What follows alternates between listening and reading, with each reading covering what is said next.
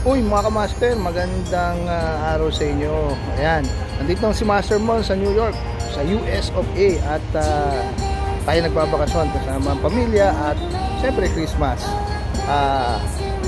Medyo ito lang ang pagkakataon para tayo ay mamasyal. Dahil napaka-importante ang pamilya. Siyempre, pag ang mga panahon, dapat nagbabanding tayo ng pamilya. Mga Pilipino tayo di ba? Kailangan meron tayong panahon sa ating mga pamilya. Mga tao dito sa New York, napaka-busy. Trabaho na ng trabaho, matanda nagtatrabaho pa. No? So dapat tingnan natin ang panahon ng ating mga sarili, ang ating pamilya, kasi hindi mapapalitan ng samahan at pagmamahal ang trabaho. Ayan. Hindi natin masisi iba kasi siyempre tatrabaho sila para sa kanilang mga pamilya, lalo ng mga OFW dito. O nga pala, kasama natin ngayon yung aking best friend. Papakilala ko kayo.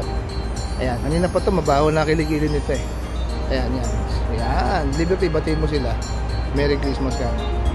Ayan. So, yun lang muna mga ka-master.